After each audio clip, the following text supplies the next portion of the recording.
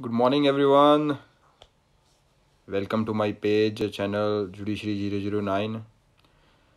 तो आज अपने इंडियन एविडेंस एक्ट थोड़ा थोड़ा देखेंगे, उसके बेसिक्स इंडियन एविडेंस एक्ट के, उसमें क्या क्या चीज़ें अपने किस तरह से पढ़नी है। और अभी हरियाणा जुडिशियल सर्विसेज का नोटिफिकेशन आ चुका है। अब इसके बाद आरजीएस आने वाला है और बाकी जो स्टेटों के जो है वो निकालने शुरू हो गए हैं। तो ये सही टाइम है आपका, लग जाइए। जिन्होंने शुरू नहीं किया है वो शुरू करें, जिन्होंने करा हुआ है वो आगे बढ़ते रहें। पहले मेंस की तैयारी करें और प्री के लिए पिछले जो 1 महीना रहता है उसमें आप प्री की तैयारी कर सकते हैं। तो अपने ज़्यादा टाइम ना वेस्ट करते हुए इंडियन एविडेंस को शुरू करते हैं। इंडियन एविडेंस को किस तरह से आपने देखना है, देखिए। इंडियन एविडेंस एक्ट बड़ा इम्पोर्टेंट रोल प्ले करता है आपकी एक अच्छी जजमेंट लिखने में। एप्रिसिएशन ऑफ एविडेंस जो चीज़ ऐसी होती है जो अगर आपने इंडियन एविडेंस एक्ट के जो relevant facts and fact in issue है उनके बारे में आपको नहीं पता है, आप being a defence council, being a prosecutor, being a judicial magistrate, आप उन चीज़ों को नहीं समझ सकते। तो इसीलिए जो एविडेंस एक्ट है वो अगर देखोगे तो चैप्टर 11 चैप्टरों में बांटा गया है और इसको मेन जो पार्ट हैं इसके डिवाइडेड किए गए 3 में। पहला रेलिवेंसी से डील करता है, रेलिवेंसी ऑफ फैक्ट्स। दूसरा मोड ऑफ प्रूफ से डील करता है और तीसरा production and effect of evidence से डील करता है। इसका मतलब क्या हुआ, इसका मतलब ये हुआ कि एविडेंस में रेलिवेंट फैक्ट होंगे जो वो एक एक ऐसी अहमियत रखते हैं जिससे आप अपने केस को लूज़ भी कर सकते हो और जीत भी सकते हो। तो अपने उसी तरह से इस चीज़ों को देखना है। तो अगर आप देखोगे तो ये प्रोसीजरल लॉ है, ये सब्सटेंटिव लॉ नहीं है। अब प्रोसीजरल लॉ भी 2 तरह के होते हैं। एक वो जो हमें अपने जो अब देखोगे आईपीसी है, वो सब्सटेंटिव लॉ है जो हमें अपने राइट्स देता है और उनकी रेमेडीज़ भी देता है। जो प्रोसीजर होता है वो प्रोसीजर ये बताता है कि हमें वो रेमेडीज़ किस तरह से एंटरटेन करनी है, किस तरह से वो लेंगे हम। लेकिन अगर इंडियन एविडेंस देखोगे ये प्रोसीजरल लॉ है, लेकिन ये अलग तरह का प्रोसीजरल लॉ है। ये हमें मोड ऑफ प्रूफ की बात करेगा कि आप उसमें प्रूफ किस तरह से दोगे उसको लेने के लिए। तो ये भी समझा जाता है कि इसको भी अपने प्रोसीजरल लॉ ही कहेंगे। और एविडेंस का अगर मतलब देखोगे तो ये लैटिन वर्ड से निकला है, एविडेंट से। एविडेंट का वर्ड जो लैटिन वर्ड है एविडेंट, जिसका मतलब होता है टू शो क्लियरली। तो इतना इसका मतलब ये हुआ कि एविडेंस हमें ये बताता है कि क्या चीज़ क्लियर है उस पार्टिकुलर ट्रायल के लिए, पार्टिकुलर इंक्वायरी के लिए, या वो सिविल की जो प्रोसीडिंग्स है उनके लिए। तो अगर एविडेंस को देखोगे तो ये आउटराइटली सिविल और क्रिमिनल दोनों पे लगता है, बराबर लगेगा। लेकिन कुछ सेक्शन ऐसे हैं जो एक्सक्लूसिवली सिविल पे लगते हैं और कुछ सेक्शन ऐसे हैं जो एक्सक्लूसिवली क्रिमिनल पे लगते हैं। सिविल पे कौन से लगेंगे, जैसे अगर देखोगे तो ऑस्टॉपल वाला जो कंसेप्ट है 115 से 117 तक, वो सिविल पे लगेगी। और क्रिमिनल पे कौन सी लगेगी, एक्सक्लूसिवली जो सेक्शन 24 टू सेक्शन 30 है वो क्रिमिनल पे लगेगी। बाकी ये अगर देखोगे तो सारा जो इंडियन एविडेंस एक्ट है वो ये बराबर सब पे लगता है। लेकिन ये 2 चीज़ें ऐसी हैं जो एक्सक्लूसिवली एक सिविल पे लगती है और एक एक्सक्लूसिवली क्रिमिनल पे लगती है। और सिविल और क्रिमिनल में एक चीज़ का फ़र्क रहेगा, वेटेज ऑफ एविडेंस। अगर क्रिमिनल में देखोगे तो वहाँ पे आपको चीज़ें बियॉन्ड रीजनेबल डाउट प्रूव करनी होती है, तो स्टैंडर्ड ऑफ प्रूफ एविडेंस का एक डिफरेंट तरीका होगा। और सिविल में आपको चीज़ें सिर्फ और सिर्फ प्रोबेबिलिटी पे चल जाती हैं। तो वहाँ पे आपने जो चीज़ें जो स्टैंडर्ड ऑफ प्रूफ होगा इंडियन एविडेंस एक्ट में, उसका वो एक अलग तरह का होगा। तो आपको सिर्फ और सिर्फ वो रीज़नेबल जो, क्योंकि सिविल में ज़्यादा चीज़ें डॉक्यूमेंट्री पे निर्भर करती हैं, लेकिन क्रिमिनल में आप ऑरल एविडेंस भी दे सकते हो। तो इस चीज़ों को आपने डिफ्रेंशिएट करेंगे कि किस तरह से चीज़ें सिविल और क्रिमिनल में अपने करते हैं। देखिए, अगर देखोगे इंडियन एविडेंस एक्ट का ऑब्जेक्ट क्या है, क्यों बनाया गया ये ऑब्जेक्ट, क्यों क्यों बनाया गया इंडियन एविडेंस एक्ट, तो इसका ऑब्जेक्ट ये था कि पहले क्या होते थे, केसेस जब भी आते थे तो कोई भी बंदा किसी तरह से भी एविडेंस लेके आ रहा है और ढेरों एविडेंस लेके आ रहा है, 100 150, तो इसका कोई अंत ही नहीं था। तो ट्रायल को ख़त्म करने के लिए एक टाइम बाउंड प्रोसीडिंग्स होनी चाहिए। तो इसके लिए ये इंडियन एविडेंस का जो ऑब्जेक्ट है ये बताता है हमें कि हमने किस तरह से ही एविडेंस देने हैं। अब कुछ एविडेंस ऐसे होते हैं जो एक्चुअल में आपको लगता है यार ये लॉजिकली सही है, even though it's a logically correct, but अगर वो रेलिवेंसी के चैप्टर में फॉल नहीं कर रहा है तो आप उसका एविडेंस नहीं दे सकते। जैसे रेलिवेंसी का चैप्टर कहाँ से कहाँ तक डील करता है, सेक्शन 5 से 55 तक, जनरली 6 से माना जाता है, 5 से माना जाता है 55 तक। तो वहाँ पे अगर कोई फैक्ट वहाँ पे अगर नहीं दिया गया है तो आप उसका एविडेंस नहीं दे सकते। डेट इज़ वो रेलिवेंट होना चाहिए, अनलेस एंड अनटिल को ऐसी चीज़ है जो उसके फैक्ट्स को डिसप्रूव या प्रूव करने के लिए कहीं और से निकली हो, किसी और चैप्टर से निकली हो। जैसे करैक्टर को लेके, इसका बैड करैक्टर है जी, क्या वो प्रोसीडिंग के लिए ज़रूरी है? जो आप प्रोसीडिंग लेके आ रहे हो, जो केस चल रहा है, उसमें एक फैक्ट ये भी उठा है कि इसका बैड करैक्टर है या इसका गुड करैक्टर है, वो एक अलग चीज़ है जो अपने रेलिवेंसी से ही डील करती है। तो आउटराइटली ये केस के लिए इम्पोर्टेंट नहीं होती है, लेकिन ये पार्टिकुलर फैक्ट को प्रूव या डिसप्रूव करने के लिए इम्पोर्टेंट होती है। तो इस तरह से चीज़ें आपको देखनी है। और उसके बाद अगर इसकी हिस्ट्री देखोगे तो ये बेस्ड है इंडियन जो इंग्लिश कॉमन लॉ जो था एविडेंस एक्ट, वहाँ से ये निकला हुआ है। और इसको स्टीफन फ्लेमिंग ने ड्राफ्ट किया है। और इसमें 167 सेक्शन है, 11 चैप्टर है और 3 पार्ट में डिवाइड किया गया है। और जब ये बनाने की जो ये चली थी 1872 से पहले की, तो इस इंडियन एविडेंस को बनाने के लिए स्पेशली कमिश्नर्स अपॉइंट किए गए थे। तो इसकी अहमियत को आप इस तरह से समझ सकते हो कि इंडियन एविडेंस एक्ट कितना इम्पोर्टेंट था। और ये क्योंकि पहले क्या होता था, अपने इंग्लिश जो एविडेंस एक्ट है जो कॉमन लॉ से बनाया गया था, वो ही प्रोसीडिंग अपने इंडिया में लगती थी। लेकिन वो यहाँ के रिगार्डिंग ऐसा माहौल नहीं था, इसीलिए वहाँ जो अपने इंग्लिश एविडेंस एक्ट लगाते थे वो अच्छा लॉ नहीं माना गया था। तो इसीलिए यहाँ के लिए, इंडिया की धरती के लिए उन्होंने बनाया, ब्रिटिशर्स ने इंडियन एविडेंस एक्ट बनाया।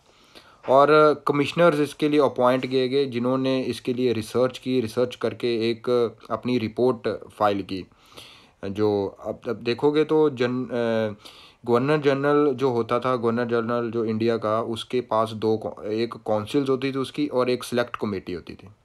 तो पहले जो भी बिल जहाँ कोई रिपोर्ट आती थी वो सिलेक्ट कमेटी के पास जाती थी, और सिलेक्ट कमेटी आगे जो उसकी काउंसिल होती थी उसके पास लेके जाती थी, और काउंसिल उसमें अमेंडमेंट होंगी या नहीं होंगी बता के बैक सिलेक्ट कमेटी को भेजती थी, और सिलेक्ट कमेटी बाद में गवर्नर जनरल के पास भेजती थी, और उसके ऊपर असेंट या आगे होना या नहीं होना उसके बाद तय किया जाता था। तो इसी में अपने वाले इंडियन एविडेंस एक्ट जब बनाया गया था, कमिश्नर इसके लिए अपॉइंट किए गए। तो कमिश्नर अपॉइंट करने के बाद उन्होंने अपनी रिपोर्ट जो भी बनाई, जो बिल एविडेंस एक्ट का बनाया, वो सिलेक्ट कमेटी को दिया। तो सिलेक्ट कमेटी ने इसके ऊपर रिकमेंडेशन अपनी दी कि इसमें ये अमेंडमेंट होनी चाहिए, ये नहीं होनी चाहिए। उसने जो है अब देखोगे फाइनेंशियल ईयर का सबसे अखीरला दिन क्या होता है, 31 मार्च। तो 31 मार्च 1871 को ये उन्होंने काउंसिल्स को, जो गवर्नर जनरल की काउंसिल है वहाँ पे इन्होंने अपना ड्राफ्ट भेज दिया सेलेक्ट कमेटी ने। बाद में काउंसिल ने वो बैक कर दिया, इसके पास दोबारा भेज दिया सेलेक्ट कमेटी ने, सेलेक्ट कमेटी के पास कुछ रिकमेंडेशन अपनी देके। अब उसके बाद सेलेक्ट कमेटी ने अपनी 5th रिपोर्ट के तहत इसको बिल को जो है लेजिस्लेचर के पास भेज दिया। लेजिस्लेचर ने इसकी असेंट दे दी 15 मार्च, अगर देखोगे तो 15 मार्च 1872 को, और उसके बाद इसको पास कर दिया गया 1 सितंबर 1872 2 को। इनकी इन्फोर्स है, जो इन्फोर्समेंट डेट है वो 1 सितंबर 1872 है। अब इसमें जो है उसके बाद अगर देखोगे तो अब तो जो reorganization, Jammu and Kashmir reorganization act आने से ये इसकी जो है ये जम्मू एंड कश्मीर पे भी लगना शुरू हो गया। सारे लॉ अब शुरू हो गए हैं 2019 के बाद, रीऑर्गेनाइजेशन, जम्मू रीऑर्गेनाइजेशन एक्ट आने से। तो उसके बाद जो है इसके बाकी के पार्ट देखोगे एविडेंस एक्ट के, तो इसमें लॉ ऑफ एविडेंस जो है, अब देखिए ये एक स्पेशल लॉ है। स्पेशल लॉ इसीलिए इसको कहा जाता है क्योंकि ये पार्टिकुलर एविडेंस से डील करता है कि ट्रायल में आपने एविडेंस किस तरह से देना है, किस तरह से चीज़ें प्रूव करनी है और क्या क्या चीज़ें प्रूव करनी है, और उसमें से किस किस चीज़ का आप एविडेंस दे सकते हो। तो इसके होते हुए भी कई चीज़ें ऐसी हैं जो हमें फॉलो करनी पड़ती हैं। जैसे अगर अपने टीपीए में जाएं तो टीपीए में सेक्शन एक 59 है, एक 123 सेक्शन है। ये दो सेक्शन क्या कहते हैं कि अगर 59 सेक्शन कहता है कि अगर आपने मॉर्टगेज कोई प्रॉपर्टी कर रखी है, 100 रुपीज़ आपने लिए थे और अपनी प्रॉपर्टी मॉर्टगेज की थी, 100 या 100 से ऊपर, और इमूवेबल प्रॉपर्टी आपने मॉर्टगेज की थी, तो वो mortgage without registered document, without attestation वो नहीं मानी जाएगी, आप उसका एविडेंस नहीं दे सकते।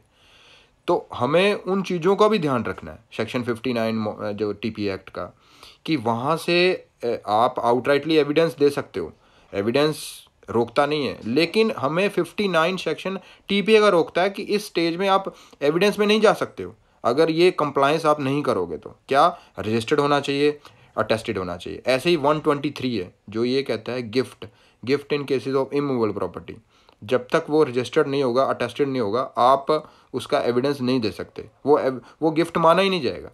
ऐसे ही सीआरपीसी में कुछ प्रोविज़न है, ऐसे ही अपने सीपीसी में प्रोविज़न है। अब सीपीसी में अगर देखोगे तो जो कमीशंस अपॉइंट किए जाते हैं, ऑर्डर 26 क्या कहता है कि आप कमीशन जाएगा और वो एविडेंस लेके आएगा। तो वो कमीशन की प्रोसीडिंग्स कैसे होंगी, वो एक्सक्लूसिवली ऑर्डर 26 से डील करेंगे। तो आप इंडियन, इवन दो कि आप प्लेन में हो सकता है आपको लगे कि यार इसका एविडेंस आना चाहिए, लेकिन अगर आपने कंप्लायंस ऑर्डर 26 कमीशन वाले की नहीं की, अगर कमीशन अपॉइंट किया हुआ था, बिल्कुल can affidavit use as evidence, बिल्कुल किया जा सकता है एविडेंस एज एविडेंस। बट इसमें एक फ़र्क है, इसको मैं सिमेट्री वाइज आपको समझाने की कोशिश कर रहा हूँ। एफिडेविट में भी आऊँगा तो मैं भी वो चीज़ बता रहा हूँ। ऑर्डर 26, उसके बाद सीआरपीसी में चले जाओ। सीआरपीसी में सेक्शन 291 और 292 है। वहाँ पे अगर डॉक्टर आते हैं एज एविडेंस कोई लेके, एमएलसी रिपोर्ट बनी थी वो लेके आ रहे हैं, उनको आप विटनेस नहीं कहोगे, लेकिन उनके एविडेंस एडमिसिबल माने जाएंगे। तो सेक्शन 291 उसके लिए स्पेसिफिकली डील करता है। ऐसे ही कोई मिंट, जैसे कोई अपने कोई नोट है या कोई स्टैम्प है या कोई ऐसा डॉक्यूमेंट है, वो उसमें फैब्रिकेशन हुई है, उसका पार्टिकुलर एक विटनेस आता है जो ये बताता है इसमें इस चीज़, ये एक्सपर्ट एज अ एक्सपर्ट आता है कि इसमें हुई है या नहीं हुई है इसमें फैब्रिकेशन। तो उसको आप विटनेस नहीं कहोगे, लेकिन उसका एविडेंस ले लोगे। तो बड़ी अजीब सी बात है। तो वहाँ से भी इसकी हेल्प ली जा सकती है, सेक्शन 291 292 सीआरपीसी। तो इसीलिए ये अकेला सफिशेंट नहीं है किसी चीज़ को डील एक्सक्लूसिवली करने के लिए, हमें हेल्पिंग हैंड लेने पड़ सकते हैं सीपीसी से, सीआरपीसी से, टीपीए से, अलग एक्टों से। तो डिपेंड करता है किस तरह से आपने लेनी। अब आ जाओ एविडेंस एक्ट लगता किस किस के ऊपर है। देखिए एविडेंस एक्ट सभी चीज़ों के ऊपर लगेगा एक्सेप्ट समथिंग। जो अपने जो कोर्ट मार्शल्स होते हैं सभी आर्मी एक्ट के, नेवी एक्ट के, नेवी में होते हैं या किसी और एयरफोर्स में होते हैं, उस पर नहीं लगेगा। लेकिन एक जो होता है मेरीटाइम मेराइन एक्ट में जो कोर्ट मार्शल होता है, उस पर एविडेंस एक्ट लगेगा। और एविडेंस एक्ट पूरे इंडिया पे एप्लीकेबल है, आपको पता है। और क्योंकि 2019 का जम्मू कश्मीर का रीऑर्गेनाइजेशन एक्ट आने से ये सब पे लागू हो चुका है। और ये एफिडेविट के ऊपर नहीं लगता है। मैडम एक मिनट, आप रेलिवेंसी और एडमिसिबिलिटी आपको बताता हूँ। अभी मैं लाइन पे चल रहा हूँ, तो प्लीज़ थोड़ा सा मेरे को टाइम दीजिए। सिमेट्रीज में आपको बताऊँ। अब एफिडेविट के ऊपर लगता है या नहीं लगता है, तो देखिए एफिडेविट जो होता है वो आप देते हो जब आप कुछ चीज़ों को बिलीव करते हो, और या जो चीज़ें आपकी नॉलेज के ऊपर बेस्ड होती है, इसीलिए उसको एविडेंस नहीं कहते कि ये एफिडेविट एविडेंस नहीं है। लेकिन आप चीज़ें प्रूफ कर सकते हो एफिडेविट लेके कि ये मेरा बिलीव है या मेरी नॉलेज में ये फैक्ट है, उसको आप एफिडेविट के साथ ले जाया जा सकता है। सर कोई आर्मी मैन की कार से एक्सीडेंट हो जाएगा तो उसके ऊपर अप्लाई होगा। देखिए आर्मी मैन के लिए इसके लिए स्पेसिफिक जो है कोर्ट मार्शल बनाया हुआ आर्मी एक्ट में, तो उसमें एविडेंस एक्ट है, ये वाला एप्लीकेबल नहीं होगा। वहाँ पे जो नेचुरल जस्टिस है वहाँ पे जो एविडेंस उनका अपना एक्सक्लूसिवली बना रखा है वो एप्लीकेबल होगा। इसके लिए हमारा अगर मान लो वो एक जनरल पब्लिक का एक्सीडेंट करता है तो उसके बीइंग उसने अपनी ड्यूटी पे किया है, तो वो सिर्फ और सिर्फ आर्मी एक्ट में ही डील होगा, उसका कोर्ट मार्शल वहीं पे होगा। तो उसके बाद मैं आपको बता रहा था कि एफिडेविट एफिडेविट कभी एप्लीकेबल एविडेंस नहीं, उसको एविडेंस नहीं कहते कि आप अब एफिडेविट ले रहे हो, तो एफिडेविट के ऊपर एविडेंस एप्लीकेबल नहीं होता है। लेकिन कई चीज़ें ऐसी होती हैं जो आप सीपीसी में देखोगे तो आप एग्जामिनेशन चीफ उसका जो उसको अपने एफिडेविट दे के भी आप लेके आ सकते हो, उसको आप एविडेंस मान रहे हो। ऑर्डर 18 है जो उसके ऊपर स्पेसिफिकली डील करता है, ऑर्डर 18 रूल 4 और एक्सेट्रा। तो एफिडेविट ऐसी चीज़ है जो मोड ऑफ प्रूफ के लिए आप यूज़ कर सकते हो, लेकिन उसको एज अ एविडेंस यूज़ नहीं किया जा सकता, तो इसमें थोड़ा सा फ़र्क रहता है। उसके बाद सेक्शन 2 है जो ये कहता है 1938 में इसको रिपेल कर दिया गया था, जो सेक्शन 2 और शेड्यूल जो इंडियन एविडेंस एक्ट का, दोनों को रिपेल कर दिया। उसके बाद आता है सेक्शन 3 इंटरप्रिटेशन क्लॉज। अब जो आपके जो क्वेश्चंस हैं उसको थोड़ा थोड़ा चीज़ें देखते हैं। ये लेक्स फॉरी का प्रिंसिपल इसके ऊपर लगता है। इंडियन एविडेंस एक्ट जो है कॉन्करेंट लिस्ट की एंट्री नंबर 12 में फॉल करता है, तो इसीलिए स्टेट गवर्नमेंट और सेंट्रल गवर्नमेंट दोनों इस पर अमेंडमेंट कर सकती हैं, और एंट्री नंबर 12 है। और लॉ फॉरम का क्या मतलब है? लॉ फॉरम का मतलब ये है कि जिस लैंड पे आपकी प्रोसीडिंग चलेगी, एविडेंस एक्ट वो ही एप्लीकेबल होगा। तो इसके ऊपर एक केस भी है, state of Maharashtra versus Praful D Desai. इसमें हुआ क्या था, मैं आपको थोड़ी थोड़ी चीज़ें बता दूं लॉ फोरम को समझने के लिए। अगर आप सेक्शन 273 सीआरपीसी का अगर आपने पढ़ा हुआ है तो वहाँ पे accept in here in after, वहाँ पे वर्ड दिया हुआ है कि आप अक्यूज्ड की प्रेजेंस में ही एविडेंस लोगे, एज अ विटनेस जो भी एग्जामिन करोगे उसकी प्रेजेंस में ही लोगे। लेकिन इस वाले केस में जो मैंने आपको बता रहा हूँ, कौन से टॉपिक पे बात कर रहे हैं, मैं इंडियन एविडेंस एक्ट पढ़ा रहा हूँ सर, तो वो देख रहा हूँ। तो इंडियन एविडेंस एक्ट में मैं आपको पढ़ाना जो चालू किया है वो बेसिक्स पढ़ा रहा हूँ, तो वो उसके अकॉर्डिंग मैं चीज़ें देख रहा हूँ।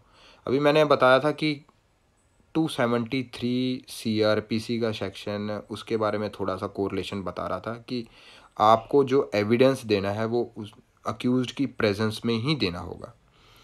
और इसके लिए आपको चीज़ें जो देखनी है वो सबसे इम्पॉर्टेंट वो चीज़ ये देखनी है कि क्या एविडेंस एक्ट का कंप्लायंस हो सकता है अगर सीआरपीसी कुछ चीज़ों को रोकती है, या सीआरपीसी एक्सक्लूसिवली किसी चीज़ों को बताती है कि इस तरह से ही चीज़ें हों।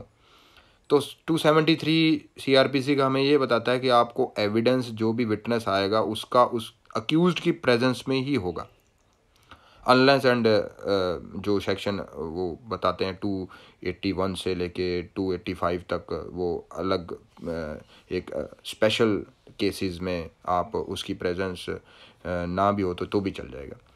इसमें किस केस में मैंने जो state of Maharashtra versus Praful D Desai वाले केस में हुआ क्या था कि एक हस्बैंड वाइफ बाहर जाते हैं और वाइफ को पाया जाता है कि कैंसर हो गया, अमेरिका में चले जाते, अमेरिका घूमने जाते हैं, तो वहाँ पे उनका ट्रीटमेंट वो होता है कि वो वाइफ को डायग्नोज होता है कि वो उसको कैंसर है, और डॉक्टर उनको रिकमेंड करता है कि ये मेडिसिन से ही ठीक होगा, इसका ऑपरेशन पॉसिबल नहीं है। और मेडिसिन से भी ये ठीक होगा नहीं होगा इसके 50% चांसेस है, लेकिन ऑपरेशन नहीं होना चाहिए इस पर। तो इंटेस्टाइन का कुछ कैंसर था। लेकिन जब वो इंडिया में आते हैं तो इंडिया में एक डॉक्टर उनको अश्योर करता है कि ये ऑपरेशन से मैं खुद ऑपरेशन करूँगा पहला, और दूसरा मैं ऑपरेशन से इसको ठीक कर दूँगा। लेकिन होता क्या है, वो जब वो पहली बात तो वो ऑपरेशन खुद नहीं करता, ऑपरेशन कोई और डॉक्टर करता है, और जो और डॉक्टर करता है वो जब उसकी इंटेस्टाइन का ऑपरेशन कर रहा होता है, वो इंटेस्टाइन उसकी जो है उसको इस चीज़ की समझ नहीं आती। और जब वो डॉक्टर प्राफुल से बात करता है कि उसने ऑपरेशन के दौरान ये चीज़ें हो रही है, ब्लड आ रहा है या कुछ ऐसी चीज़ें आ रही हैं, तो डॉक्टर प्राफुल उसको कहते हैं कि इसको ऐसे ही आप स्टिच कर दीजिए बैक, अगर चीज़ें समझ नहीं आ रही। तो वो डॉक्टर उसको स्टिच वैसे की वैसे कर देता है। और जो बाद में जो लेडी की कुछ टाइम बाद डेथ हो जाती है, और वो जो बंदा जो उसका हस्बैंड होता है वो डॉक्टर प्राफुल के ऊपर केस लगाता है कि इसने इसकी 304A इसकी डेथ नेग्लिजेंस की है, और यहाँ इसके ऊपर 109 अबैटमेंट का चार्ज लगाओ, और 338 ग्रीवियस हर्ट या 304A इस पे लगना चाहिए। तो जब सुप्रीम कोर्ट के पास केस जाता है तो होता क्या है, इन द मीन टाइम वो ट्रायल के दौरान एक एविडेंस इसका लेना चाहते होते हैं, जो डॉक्टर ने उनको ट्रीट किया होता है अमेरिका में, जिसने ये अपना ओपिनियन दिया होता है कि ये इसका ऑपरेशन नहीं होना चाहिए था, इसमें मेडिसिन से ये इसका प्रोलॉन्ग किया जा सकता है इस डिज़ीज़ को। तो उसके बाद जब वो एविडेंस देते हैं तो हाई कोर्ट और ट्रायल कोर्ट उसको मना कर देता है। ट्रायल कोर्ट उसको हाँ कह देता है कि आप दे सकते हो, लेकिन हाई कोर्ट उसको मना कर देता है। हाई कोर्ट ये कहता है कि 273 CRPC का ये कहता है कि आपने अक्यूज की प्रेजेंस में ही एविडेंस देना है। तो लेकिन ये आप वीडियो कॉन्फ्रेंसिंग के साथ अमेरिका में डॉक्टर को आप नहीं दे सकते। लेकिन सुप्रीम कोर्ट के पास जब केस जाता है तो सुप्रीम कोर्ट उसको डील करता है कि जो लॉ, अगर इंडियन एविडेंस एक्ट है ये लॉ फोरम है, लेक्स फॉरी है, तो आप यहाँ की प्रोसीडिंग, यहाँ के जो लॉज हैं इसमें ये स्पेसिफिकली डील करते हैं कि आपने एविडेंस कैसे लेना है और एविडेंस किस चीज़ों का हो सकता है।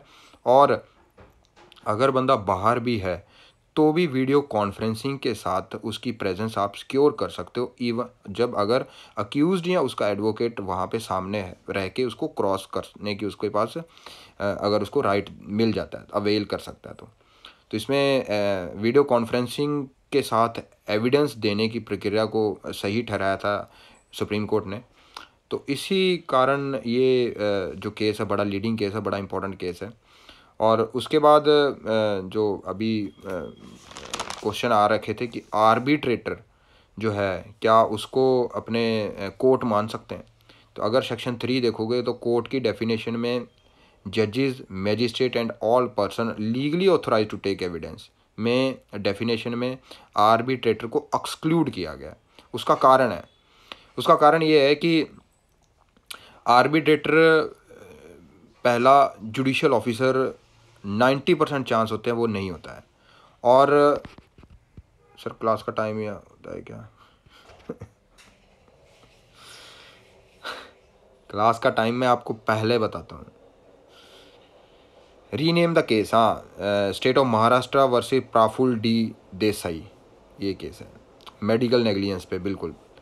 अब कोर्ट आर्बिट्रेटर, मैं बता रहा था कि आर्बिट्रेटर को कोर्ट नहीं कहेंगे, और उसका कारण ये है कि आर्बिट्रेटर एक्चुअल में कोर्ट की तरह प्रोसीडिंग नहीं चलाता है। और इवन दो कि उसको आप लीगली ऑथोराइज्ड भी कर दो कि एविडेंस लेने के ऊपर, फिर भी उसको आप कोर्ट नहीं कह सकते, क्योंकि जो नेचुरल जस्टिस को वो फॉलो करेगा, लेकिन आर्बिट्रेटर जो होगा वो एक अगर देखोगे तो कोर्ट की तरह काम नहीं करता है, क्योंकि वो जुडिशियल प्रोसीडिंग्स नहीं लेता है। तो जुडिशियल प्रोसीडिंग क्या होती है वो हमने CRPC से उसकी हेल्प लेनी पड़ेगी। तो इस तरह से चीज़ें देखनी है आपने। उसके बाद आता है फैक्ट। फैक्ट किसे कहते हैं? Fact means and includes anything, state of thing और relation of thing capable of being perceived by senses. और दूसरा any mental condition of which any person is conscious. तो फैक्ट में दो चीज़ें हैं, पहला जो फैक्ट ऐसा है जो फिजिकल फैक्ट्स की बात करेगा और दूसरा जो मेंटल फैक्ट्स की बात करेगा। मतलब कुछ जो है एक्सटर्नल फैक्ट्स की बात करेगा, कुछ इंटरनल की फैक्ट की बात करेगा। तो जो स्टेट ऑफ थिंग्स में दोनों चीज़ें आएंगी। If arbitrator is appointed by the court, फिर क्या मैडम हो गया? क्या वो जुडिशियल प्रोसीडिंग कर रहा है? नहीं कर रहा है, it's not a judicial proceedings actually. तो इसीलिए उसको आप कोर्ट नहीं मान सकते। तो आपने पीटी पर्पज़ के लिए देखना है और मेंस में ऐसा कोई क्वेश्चन नहीं आता है, तो इसको ज़्यादा एक्सप्लोर मत करिए प्लीज़। उसके बाद मैं फैक्ट बता रहा था, तो स्टेट ऑफ थिंग में दो चीज़ें आती हैं, क्या? एग्जिस्टेंस और नॉन एग्जिस्टेंस दोनों आती हैं, पॉजिटिव फैक्ट और नेगेटिव फैक्ट। ये भी हो सकता है कि इसने मारा है, ये भी हो सकता है इसने नहीं मारा है, इसने देखा है, इसने नहीं देखा है। तो एविडेंस दोनों चीज़ों के आ सकते हैं। तो जो फैक्ट होगा वो स्टेट ऑफ थिंग से रिलेटेड पॉजिटिव और नेगेटिव दोनों हो सकता है, एग्जिस्टेंस और नॉन एग्जिस्टेंस दोनों के साथ डील करता है। अब आ जाओ उसकी इलस्ट्रेशन। इलस्ट्रेशन ये कहती है कि certain object arrange in a certain order. तो ये आपको दिख रहे हैं, आप उसको महसूस कर रहे हो, तो ये एक्सटर्नल फैक्ट की श्रेणी में आएगा। ए बी सी ये तीनों एक्सटर्नल फैक्ट की श्रेणी में आएंगे, डी और ई इंटरनल फैक्ट की श्रेणी में आएंगे। उसके बाद आ जाता है रेलिवेंस। अब क्वेश्चन ये किसी ने पूछा था कि रेलिवेंसी और रिलायबिलिटी में क्या फ़र्क है, रेलिवेंसी और एडमिसिबिलिटी में क्या फ़र्क है। तो इसको मैं थोड़ा सा बताने की कोशिश करता हूँ। देखिए, रेलिवेंसी को जब भी आप देखोगे तो वो आप अपने आप में कुछ चीज़ नहीं है जब तक उसका कनेक्शन किसी और चीज़ के साथ नहीं जुड़ता है। तो अगर आप रेलिवेंसी की डेफिनेशन देखोगे तो वहाँ पे लिखा होगा one fact is said to be relevant of another. तो एक का दूसरे के साथ कनेक्शन है। तो फैक्ट इन इशू क्या है? फैक्ट इन इशू है जो चीज़ हमें प्रूव करनी है। तो रेलिवेंट फैक्ट क्या है? जो चीज़ों से प्रूव करनी है। मतलब हम हेल्प लेंगे रेलिवेंट फैक्ट की फैक्ट इन इशू को प्रूव करने के लिए। तो कोर्ट के पास फंडामेंटल क्वेश्चन हमेशा क्या रहेगा? Fact in issue. Fact in issue क्या ए ने बी का कत्ल किया है? क्या ए की इंटेंशन थी बी का कत्ल करने के लिए? क्या ए के पास नॉलेज थी कि ये एक्ट से इसकी मौत हो सकती है? अगर ये फैक्ट इन इशू है तो रेलिवेंट फैक्ट क्या रहेंगे? रेलिवेंट फैक्ट क्या रहेंगे कि जो चीज़ फैक्ट इन इशू को प्रूव या डिसप्रूव करने के लिए हम यूज़ कर सकते हैं। जैसे, और वो सेक्शन 5 to 55 में फॉल करने चाहिए। जैसे इसका मोटिव था, ए ने बी को इसलिए मारा क्योंकि उसका मोटिव ये था कि इसने उसका लाइफ इंश्योरेंस के पैसे लेने थे। अब ये फैक्ट अगर सामने आ जाता है तो इट्स अ रेलिवेंट फैक्ट उसका मोटिव प्रूव करने के लिए। तो जो सेक्शन 8 एविडेंस एक्ट का वो ये चीज़ करता है। अब वो अपने काम में नेग्लिजेंट था, नेग्लिजेंट से उसने ड्राइविंग की और उसकी डेथ कर दी। तो नेग्लिजेंट जो आपकी स्टेट ऑफ माइंड है सेक्शन 14 इंडियन एविडेंस एक्ट में वो डील करेगा, तो वो रेलिवेंट है। तो आपका वो नेग्लिजेंस होना अगर वो रेलिवेंट है तो वो फैक्ट इन इशू को प्रूव करने के लिए हेल्पफुल होगा। फैक्ट इन इशू क्या है? क्या ए ने बी को एक्सीडेंट से मारा है? तो इस तरह से चीज़ें देखनी है। तो relevant fact itself role play नहीं करता है, आप उसको फैक्ट इन इशू को प्रूव करने के लिए यूज़ करते हो, इसीलिए वो फैक्ट को रेलिवेंट कहते हैं। फैक्ट जो सिंपल होते हैं और वो रेलिवेंट कब बनते हैं? जब वो फैक्ट इन इशू को प्रूव या डिसप्रूव करने के लिए हेल्पफुल रहते हैं। और रेलिवेंट फैक्ट अपने आप में कुछ नहीं होता है अनलेस एंड अनटिल उसका कनेक्शन किसी अलग फैक्ट के साथ नहीं बनता है। तो इस तरह से चीज़ें देखनी है। और फैक्ट इन इशू अगर देखोगे तो उसमें कई चीज़ें, एक केस में फैक्ट इन इशू कई हो सकते हैं और हर फैक्ट इन इशू को प्रूव करने के लिए उसके रेलिवेंट फैक्ट अलग हो सकते हैं। और रेलिवेंट फैक्ट है या नहीं है उसका हमें देखना है 5 और 55 में वो फॉल कर रहे हैं या नहीं कर रहे हैं। अब देखिए, कई चीज़ एडमिसिबल होंगी और कई चीज़ रेलिवेंट होंगी। हर चीज़ रेलिवेंट एडमिसिबल हो या ना हो ये ज़रूरी नहीं है। एडमिसिबिलिटी का मतलब यहाँ पे ये है कि वो एविडेंस जो आपने दिया है वो लीगली सही एविडेंस है और कोर्ट ने उसको अपनी जजमेंट के लिए यूज़ कर लिया है। कैसे? एक एडमिसिबिलिटी ऑफ फैक्ट होता है और एक एडमिसिबिलिटी ऑफ एविडेंस होता है। एडमिसिबिलिटी ऑफ फैक्ट अगर आप सेक्शन 165 का प्रोवाइजो देखोगे तो वहाँ पे लिखा हुआ है कि relevant fact which are duly proved, वो अगर ड्यूली प्रूव्ड हो जाते हैं डेट विल बिकम एडमिसिबल। उसमें आप जजमेंट बेस्ड कर सकते हो। कुछ रेलिवेंट फैक्ट ऐसे होते हैं जो ड्यूली प्रूव्ड नहीं हो पाते हैं। अगर ड्यूली प्रूव्ड नहीं हो पाते हैं, रेलिवेंट फैक्ट तो रहेंगी लेकिन वो ड्यूली प्रूव्ड नहीं हो पाते हैं, तो अब जजमेंट आपकी उनके ऊपर बेस्ड नहीं हो सकती है, इसीलिए वो एडमिसिबल नहीं माने जाएंगे। तो ये चीज़ें, एडमिसिबिलिटी ऑफ फैक्ट का मतलब ये है कि कुछ रेलिवेंट फैक्ट आए थे, 4 रेलिवेंट फैक्ट आए थे, जिसमें से 2 रेलिवेंट फैक्ट ऐसे थे जो ड्यूली प्रूव्ड हो गए हैं।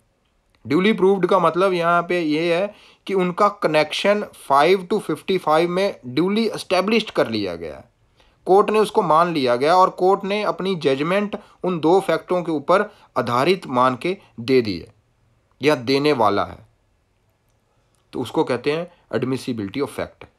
और जो 2 अलग फैक्ट थे वो रेलिवेंट थे लेकिन वो एडमिसिबल इसीलिए नहीं हो पाए क्योंकि वो ड्यूली प्रूव्ड नहीं हो पाए। ड्यूली प्रूव्ड क्यों नहीं हो पाए? क्योंकि वो फैक्ट जजमेंट के लिए इंपॉर्टेंट नहीं थे या कोर्ट ने उसको ओवरलुक कर दिया, कोर्ट ने उसको नहीं माना, इवन दो कि वो फॉल कर रहे थे 5 और 55 में। अब आ जाओ एडमिसिबिलिटी ऑफ एविडेंस। ये तो हो गया था admissibility of fact. Admissibility of evidence का मतलब यहाँ पे ये रहेगा कि आपने जो भी एविडेंस दिए हैं वो 5 और 55 में फॉल कर रहे हैं और वो अगर फॉल करेंगे वो ही रेलिवेंट एविडेंस माने जाएंगे। तो दोनों में फ़र्क आपने बनेगा। ये एडमिसिबिलिटी ऑफ एविडेंस वो ही एडमिसिबल होंगे जो 5 और 55 में फॉल करेंगे, और उसमें से एडमिसिबिलिटी ऑफ फैक्ट उनसे डील करेगा जिनके ड्यूपर जजमेंट आधारित की जाती है, जिनके बेस्ड पे जजमेंट दी जाती है, जो ड्यूली प्रूव्ड हो जाते हैं। चीज़ें कई आती हैं, कई चीज़ें ड्यूली प्रूव्ड हो जाती हैं, कई नहीं ड्यूली प्रूव्ड हो पाती हैं। तो इस तरह से चीज़ें आपको देखनी है। और एडमिसिबिलिटी ऑफ एविडेंस का मतलब जो 5 और 55 में 6 to 55 में फॉल करेंगे वो एंटर कर गए, that is called admissibility of evidence. अब इसको अगर तो ड्यूली प्रूव्ड कर दिया आपने, then it will change into admissibility of fact, और इसके ऊपर जजमेंट बेस्ड हो सकती है। दैट ये इस तरह से चीज़ें आपने देखनी है। तो आज अपने इस चीज़ों को ही देखते हैं। उसके बाद फैक्ट इन इशू। तो फैक्ट इन इशू अगर देखोगे तो इसमें मीन्स एंड इंक्लूड्स 3-4 चीज़ें, जैसे ईदर बाय इटसेल्फ और in connection with other facts, either by itself और in connection with other facts, existence और नॉन एग्जिस्टेंस, नेचर और extent of any right, liability और डिसेबिलिटी। राइट, अब देखिए 3 चीज़ें इसमें दी हैं, राइट, लायबिलिटी, डिसेबिलिटी। अब प्रोसीडिंग कोर्ट की कोई भी चलती है तो उसमें 3 चीज़ों का ही जिक्र होता है कि आपका राइट था या आपका राइट नहीं था। अगर राइट नहीं था तो हो सकता है आपकी लायबिलिटी बन जाए, और अगर लायबिलिटी नहीं थी तो डिसेबिलिटी, आपका कुछ नहीं बनता है। तो राइट, लायबिलिटी, डिसेबिलिटी, इन चीज़ों की बात होगी। अब वो एग्जिस्ट कर रही थी या नहीं कर रही थी, इस पे बात हो जाएगी। वो आपका जो नेचर है या उसका एक्सटेंट है उस राइट का, लायबिलिटी का, डिसेबिलिटी का, वो किस तरह से होगा, वो चीज़ें देखनी है। और अगर वो आपने कोई अपना राइट, लायबिलिटी या डिसेबिलिटी असर्ट कर दी या डिनाइड कर दी, वो सारे फैक्ट इन इशू का पार्ट माने जाएंगे। जैसे मैं आपको एग्जांपल से बताता हूँ। ए ने बी का मर्डर किया, सी ने ई का मर्डर किया। अब ए ने जो बी का मर्डर किया है उसमें अब वो कन्फेशन दे रहा है। मान लो कन्फेशन दे के वो एडमिट कर रहा है क्या, कि ये जो एग्जिस्टेंस, जो फैक्ट है ना, जो एग्जिस्ट कर रहे हैं वो इसीलिए एग्जिस्ट कर रहे हैं क्योंकि मैंने इसको मारा है। अब वो उस अपने राइट को एडमिट कर रहा है, अपनी लायबिलिटी को एडमिट कर रहा है। वो एडमिट अगर किया है तो उसका नेचर क्या होगी, नेचर क्या होगी, वो कन्फेशनल स्टेटमेंट है। और उसका अब क्वेश्चन ये उठेगा, क्या ए की confessional statement with regard to B के इसने कत्ल किया है, मानी जाएगी या नहीं मानी जाएगी, या ये सही है, ये फैक्ट इन इशू बन जाएगा। तो इसी तरह चीज़ें आपने देखनी है। क्या ए बी जहाँ पे बी का कत्ल हुआ ये वहाँ पे था या नहीं था। अगर वो उस ऐसी चीज़ों के साथ चीज़ें अटैच हुई हैं कि ये फंडामेंटल क्वेश्चन है आपके केस को प्रूव करने के लिए, तो वही फैक्ट इन इशू बन सकता है। क्यों? क्योंकि ये उसकी डिसेबिलिटी को लुक करता है कि ये बंदा वहाँ पे नहीं था। तो ये अगर एडमिट या डिनाई होती है किसी भी फैक्ट से रिलेटेड, तो ये फैक्ट इन इशू बनेगा। तो इसीलिए अगर देखोगे इसकी जो फैक्ट इन इशू की expression, fact in issue means and includes any fact from which either by itself और इन कनेक्शन विद अदर, ये अकेले में भी हो सकता है और इसका कनेक्शन किसी और के साथ भी हो सकता है। The existence, non existence, nature और एक्सटेंट ऑफ, देखिए राइट से रिलेटेड, राइट लाइबिलिटी और डिसेबिलिटी से ही चीज़ें बात होंगी। राइट आपका एग्जिस्ट करता है, राइट आपका नॉन एग्जिस्ट करता है, लाइबिलिटी आपकी एग्जिस्ट करती है, लाइबिलिटी नॉन एग्जिस्ट करती है, डिसेबिलिटी एग्जिस्ट करती है, डिसेबिलिटी नॉन एग्जिस्ट करती है। और ये राइट, लाइबिलिटी, डिसेबिलिटी, इसका नेचर क्या होगा और इसका एक्सटेंट क्या होगा, और क्या आपने ये असर्ट हुई है या डिनाइड हुई है इन एनी सूट और proceeding necessary follow, that's it. Okay, तो फैक्ट इन इशू में तीन चीज़ों की बात होती है, उससे रिलेटेड हमें चीज़ें कि ये असर्ट कर रहा है, डिनाइड कर रहा है, एग्जिस्टेंस हो रही है, नॉन एग्जिस्टेंस हो रही है, नेचर है, एक्सटेंट है। तो बड़ी आसान है फैक्ट इन इशू की जो अगर देखोगे तो। अगर आप सीआरपीसी में देखोगे, क्रिमिनल केस में देखोगे, तो जो आपकी जो चार्जशीट आएगी, चार्जशीट में जो ओपिनियन रहेगा वो फैक्ट इन इशू हो सकता है, क्योंकि ओपिनियन में ये बताता कि इस बंदे ने कत्ल किया और इस बंदे ने नहीं किया, हो सकता है। सिविल केसेस में जो आपका जो आप इशू फ्रेम करते हो, इधर से एक की प्लीडिंग आई, ए की प्लीडिंग आई, इधर से बी की रिटन स्टेटमेंट आई, दोनों को जब देखा गया तो इस दोनों में क्रक्स क्या निकला, कि एक्चुअल में फंडामेंटल क्वेश्चन क्या है इन दोनों के डिस्प्यूट्स में। तो वो जो फंडामेंटल क्वेश्चन होंगे वो फ्रेम इशू किए जाएंगे, इशू फ्रेम किए जाएंगे। क्या ए ने बी के घर पे कब्जा किया, क्या बी का ए उस घर का ऑनर है, ये फंडामेंटल क्वेश्चन होंगे। अगर ये फंडामेंटल क्वेश्चन होंगे तो ये जो इशू फ्रेम होंगे that is called fact in issue. अब उसको वहां पे इशू ऑफ फैक्ट कहा जाता है, जो यहाँ पे फैक्ट इन इशू है। सेम ही चीज़ है, कोई फर्क नहीं है दोनों में।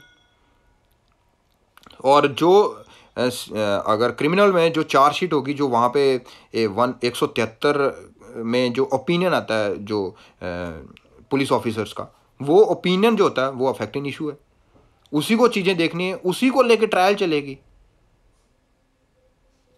ऐसे इस तरह से चीज़ें आपने देखी हैं।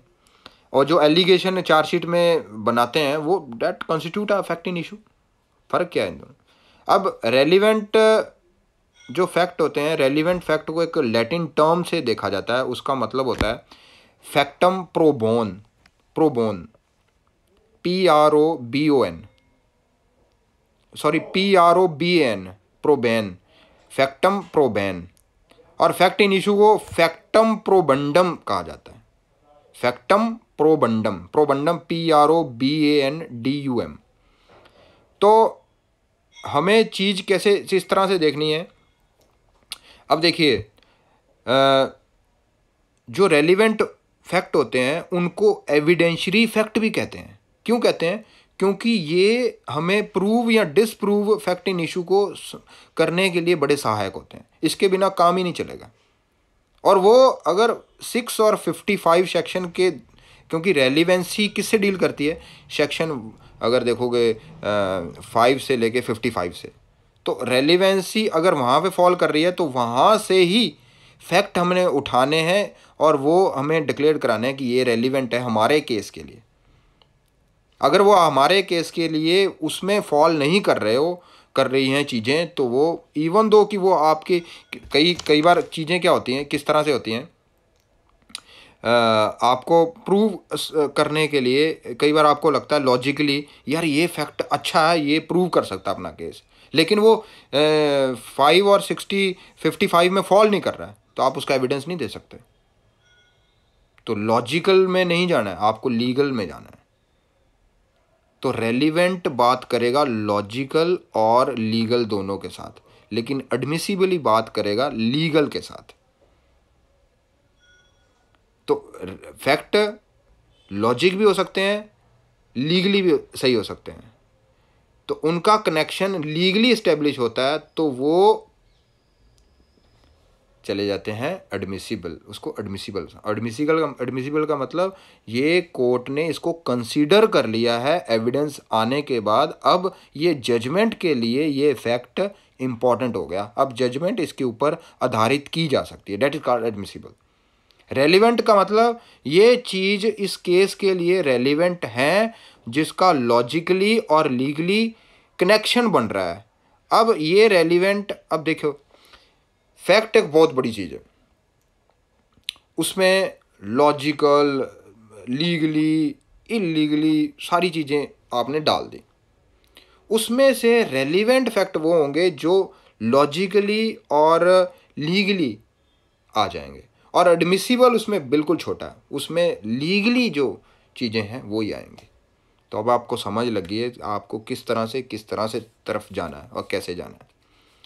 तो इसको अपने अगली क्लास में और देखेंगे और समझाने की कोशिश करूँगा इसको, और इसको अपने सेक्शन वाइज करेंगे इंडियन एविडेंस एक्ट को।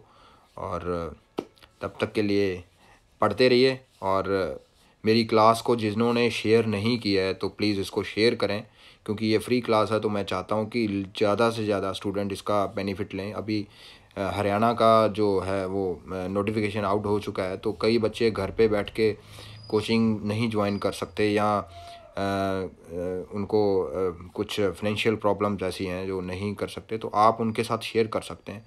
तो ये भी फ्री है अगर आप किसी के साथ शेयर करते हो तो। Thank you so much.